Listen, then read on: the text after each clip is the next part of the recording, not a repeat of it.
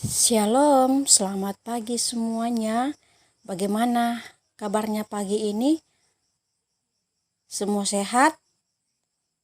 Nah, puji Tuhan, pada pagi hari ini kita kembali dipertemukan untuk memulai proses belajar mengajar kita. Dan sebelum kita memulai pembelajaran kita, mari kita berdoa.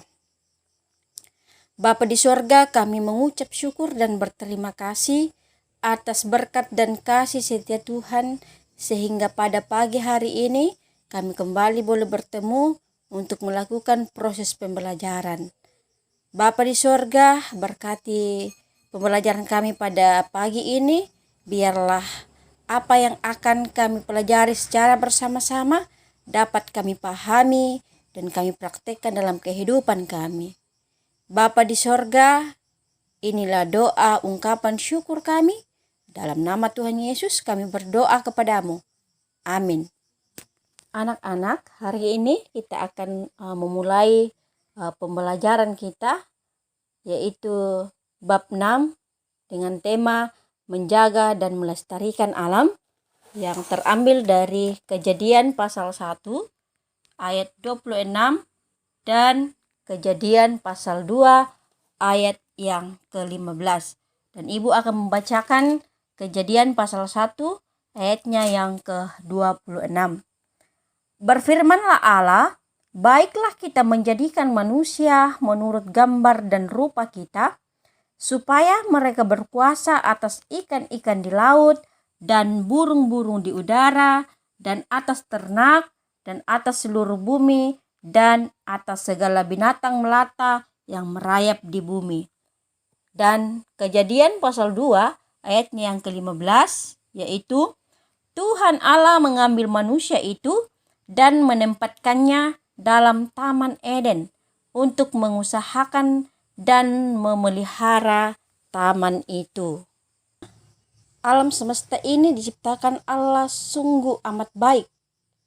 Dalam Alkitab menuliskan kesaksian bahwa Allah menciptakan langit dan bumi dan memelihara ciptaannya. Pada saat Allah menciptakan alam semesta, Dia juga menciptakan manusia pertama, yaitu Adam dan Hawa. Dan Tuhan memberi mandat kepada manusia untuk menguasai bumi dan menaklukkannya. Ada beberapa akibat yang disebabkan oleh keserakahan manusia terhadap alam, yaitu pertama, banjir, kedua, tanah longsor, ketiga, kebakaran hutan, dan lain-lain. Anak-anak, coba kamu perhatikan keadaan alam sekarang. Di mana-mana kerusakan alam itu semakin menjadi-jadi. Nah, tentu kita sebagai manusia harus menyadari bahwa ternyata apa yang kita lakukan selama ini sudah merusak semesta ini. Dan kita harus menyadari bahwa kuasa yang diberikan Tuhan kepada kita itu bukan pengertian power atau kekuatan, namun dalam artian memelihara dan mengolah alam semesta ini dengan baik dan bertanggung jawab. Ingat itu, mengelola dan bertanggung jawab. Manusia harus menyadari bahwa betapa pentingnya peran mereka dalam pelestarian alam semesta dan lingkungan hidup.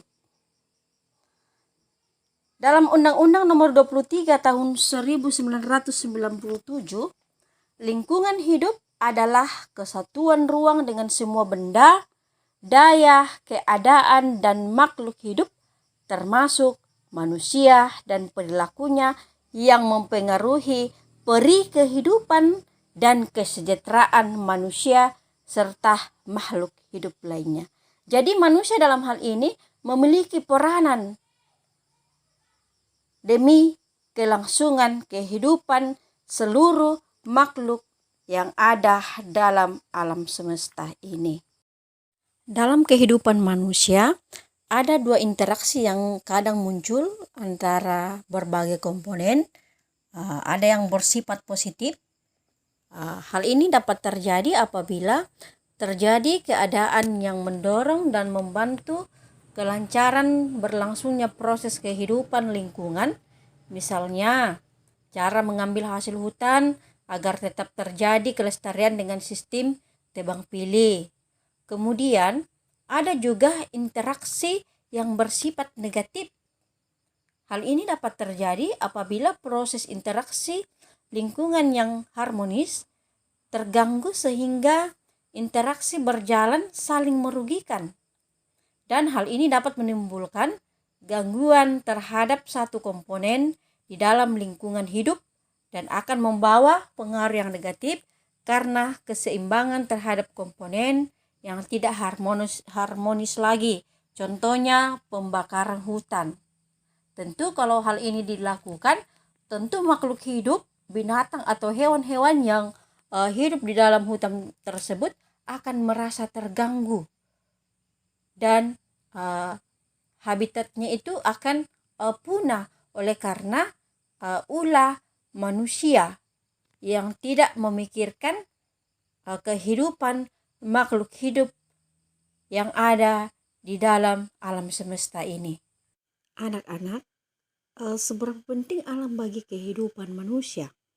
Nah, alam ini sangat penting bagi kehidupan manusia dan makhluk hidup lainnya. Pada zaman dahulu, pada kehidupan tradisional, hutan itu sangat dijaga kelestariannya. Dan bahkan hutan itu dibagi dalam 3 bagian, yaitu pertama, hutan yang boleh digarap. Kedua, hutan yang boleh diambil hasilnya, tapi harus disediakan pengganti. Contohnya, ketika seseorang menebang pohon, dia akan menebang pohon yang lebih besar dan tua dan menggantikannya dengan pohon yang baru.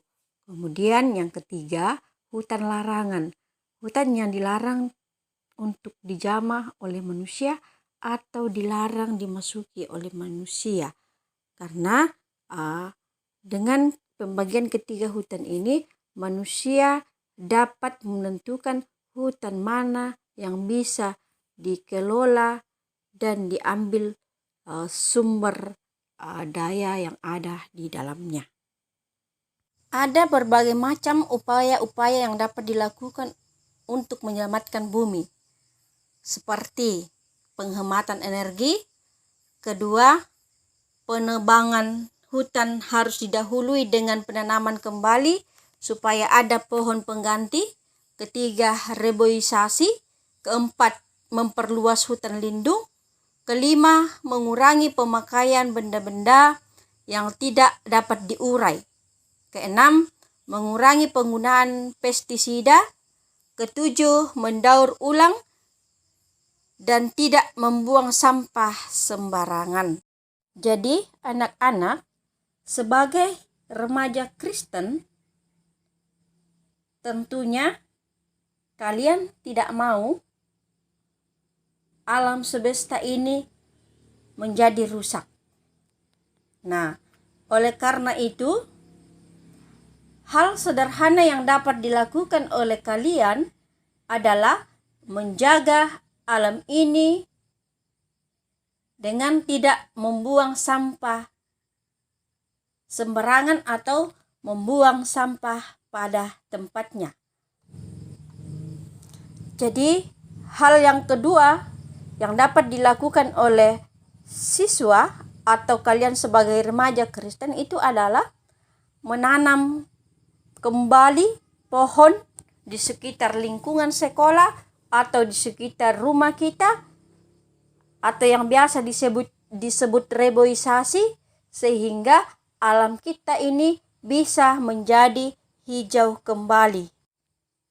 Jadi, anak-anak, Dari materi kita pada hari ini mengajarkan kita untuk mewujudkan penghijauan di lingkungan sekitar kita, dimulai dari hal-hal yang kecil. Dari materi pembelajaran kita hari ini, marilah kita saling bergandengan tangan untuk menjaga dan melestarikan alam sesuai dengan amanat Tuhan dalam Kejadian pasal 2 ayatnya yang ke-15. Baiklah anak-anak, materi kita pada hari ini boleh selesai, dan kiranya materi ini dapat kita pahami dan dapat kita praktekkan dalam kehidupan kita sesuai dengan mandat atau tugas yang sudah diberikan Tuhan kepada kita untuk tetap menjaga dan melestarikan alam ini. Tetapi sebelum kita mengakhiri pembelajaran kita pada pagi ini, tidak lupa Ibu ingatkan kepada kalian semua untuk membaca kembali materi dan mempelajarinya di rumah dan mengerjakan setiap tugas-tugas yang sudah ada di lembar kerja peserta didik. Jadi semua tugasnya itu harus dikerjakan. Nah, sebelum mengakhiri pembelajaran kita, mari kita berdoa. Terima kasih Bapa di sorga untuk segala waktu dan kesempatan yang telah Engkau berikan kepada kami untuk melakukan proses belajar mengajar pada pagi hari ini. Biarlah pembelajaran yang telah kami lakukan pada pagi ini dapat berbuah baik bagi kelangsungan hidup ciptaan Tuhan di atas muka bumi ini. Dan ajar kami untuk mau melakukan kegiatan-kegiatan yang positif di dalam melestarikan dan menjaga bumi ini. Bapa di sorga, sertai kami sepanjang hari ini. Engkau yang akan terus berkarya dalam kehidupan kami, tetap menjaga kami. Bapa di sorga, inilah doa ungkapan syukur kami. Dalam nama Tuhan Yesus kami berdoa kepadamu. Amin.